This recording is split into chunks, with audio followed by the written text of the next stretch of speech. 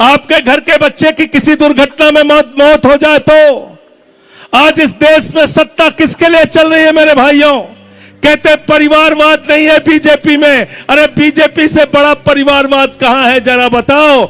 मोदी जी अभी गए थे बिहार में, कह रहे थे बिहार के लोग रील से रोजगार ले लो, राजस्थान के लोग तुम अग्निवीर बन जाओ। लेकिन जो अमित शाह का बेटा है जिसको बल्ला पकड़ना नहीं आता वो आईसीसी का चेयरमैन बनेगा, पाकिस्तान से क्रिकेट करा के हजारों करोड़ कमाएगा। यह कहां की व्यवस्था है बताओ? ये कहां की व्यवस्था है? आपके लिए लड़ाई शख्स ने एसडीएम को थप्पड़ मारने का जो कांड हुआ, 8 महीने जेल में रहे। 8 महीने जेल का कष्ट मुझे मालूम है मेरे भाइयों। यहां जब माताएं बहनें बैठी है ना, इनसे पूछना बताएंगे जब इनके घरों के बच्चे जेल में डाले जाते हैं कितनी तकलीफ में इनकी जिंदगी गुजरती है। और आज मुझे बहुत खुशी है इस लड़ाई का नेतृत्व मातृशक्ति कर रही है। हमारी माताएं बहनें सुबह से यहां बैठी हैं। इस लड़ाई में आपको कोई हरा नहीं सकता। जिता के भेजना नरेश मीणा को, जिता के भेजना। इसलिए जिता के भेजना कि अरविंद केजरीवाल को, संजय सिंह को, हनुमान बेनीवाल को, अतुल प्रधान को, राजेंद्र सिंह को निराश ना होना पड़े। जो लोग लड़ते हैं उनके साथ जनता खड़ी होती है, यह विश्वास दिला के अंता से भेजना आप।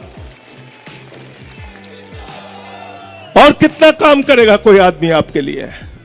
15 दिन का अनशन किया, 8 महीने जेल में रहे, कितना संघर्ष कराओगे नरेश मीणा से?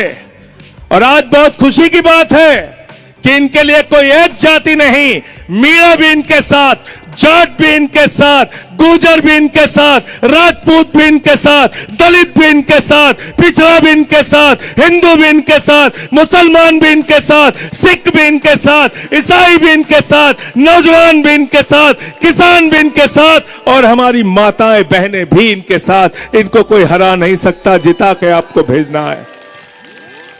जिताओगे कि नहीं जिताओगे बताओ? और चुनाव निशान भी बहुत बढ़िया है। क्या चुनाव निशान है? क्या चुनाव निशान है?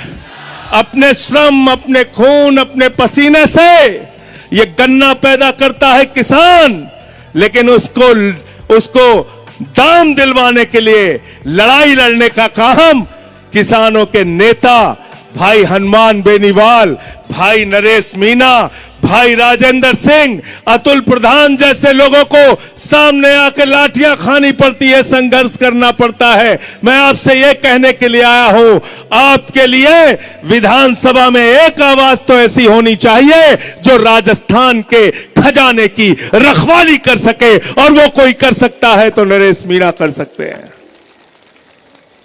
कोई एक आदमी तो हो जो बच्चों के स्कूल के लिए आवाज उठाए, मिड डे मील के लिए आवाज उठाए, टूटी सड़कों के लिए आवाज उठाए, अस्पताल की दवाइयों के लिए आवाज उठाए। वो कौन है? वो आपका ये बेटा बन सकता है। बेटा, इसको जिता के भेजना। मैं बार बार जिताने की अपील इसलिए कर रहा हूं, मुझे पता चला, मैं इनके वीडियो देख रहा था, 3 बार चुनाव हार चुके हैं। 3 बार, 2 बार चुनाव हार चुके हैं। पिछली बार दूसरे नंबर पे थे, इस बार नंबर 1 पे आपको पहुंचाना है। कब तक ऐसे लोग हारते रहेंगे जो आपके लिए लड़ते हैं? कब तक ऐसे लोग हारते रहेंगे जो आपके लिए लाठियां खाते हैं? अभी ठीक कहा बेनीवाल साहब ने, आपके नेता मीणा जी जो आज बीजेपी में मंत्री हैं, उनके लिए इन्होंने लाठियां खाई, जेल गए, आपके लिए लाठियां खाई। उस लाठी का बदला 11 तारीख को ले लेना और 14 तक लड़ाई लड़ना। एक बात मैं आपसे कह के जा रहा हूं, ये बीजेपी कांग्रेस वाले 1 नंबर के बेईमान लोग हैं। काउंटिंग अंतिम समय तक पूरी तरह से कराना और सर्टिफिकेट लेके इनको अपने कंधे पे बिठा के तब बाहर आना, उससे पहले मत आना। ये बड़े बेईमान लोग हैं। आपका कौन कांग्रेस का प्रत्याशी? भाया भाया भाया भाया।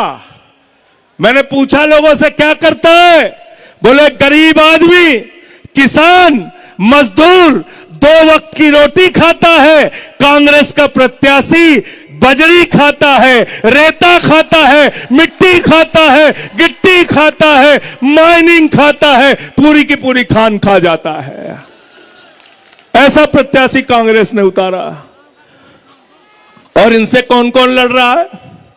आपके इस गरीब बेटे से कौन कौन लड़ रहा है? जिनको आपने अपना खून देकर चुनाव मैदान में उतारा है, उनसे कौन लड़ रहा है? उनसे वसुंधरा राजे भी लड़ रही हैं, उनसे पर्ची वाले मुख्यमंत्री भजन लाल भी लड़ रहे हैं, उनसे पूरी की पूरी कांग्रेस पार्टी लड़ रही है, उनसे पैसा लड़ रहा है, उनसे शक्ति लड़ रही है, उनसे पूरी सत्ता लड़ रही है। लेकिन जिसके साथ जनता होती है उसके सामने सत्ता झुकती है। सिंहासन खाली करो कि जनता आती है। यह नारा यहां से आपको देना होगा। यह राजस्थान की वीर भूमि, अग्निवीर की चर्चा बेनीवाल साहब कर रहे थे। इन्होंने लड़ाई भी लड़ी, आवाज भी उठाई। लेकिन मैं आपको एक बात याद दिलाना चाहता हूं, सेना को ठेके पे देने की जो बात इन्होंने कही, आप कल्पना कीजिए 4 साल में सेना के जवान को आप कहते हो रिटायर होके वो घर बैठेगा, 17 साल में जवान बनेगा, 21 साल में रिटायर हो जाएगा, बाप नौकरी करेगा, बेटा रिटायर हो जाएगा। वाह मोदी जी, वाह भारतीय जनता पार्टी के लोगों, मोदी जी आपको 75 साल की उम्र में तीसरी बार भी प्रधानमंत्री बनना है और राजस्थान के बेटे को 4 साल में आप रिटायर कर दोगे। यह व्यवस्था हमें मंजूर नहीं है, यह अग्निवीर हमें नहीं चाहिए। सेना में जैसे पहले भर्ती होती थी वैसे ही भर्ती चाहिए। और इस बात को कोई उठा सकता है तो आपका ये भाई, आपका ये बेटा, ये नरेश मीणा उठा सकते हैं इस आवाज को। इसलिए अंत में इन्हीं लाइनों के साथ केजरीवाल जी का संदेशा आपके बीच में लेके आया हूं। वो भी स्कूल के लिए काम करते हैं, अस्पताल के लिए काम करते हैं, और हमारी पार्टी को भी बेनीवाल जी ने दिल्ली के अंदर सपोर्ट किया था, आके साथ दिया था। इस मंच पे जो लोग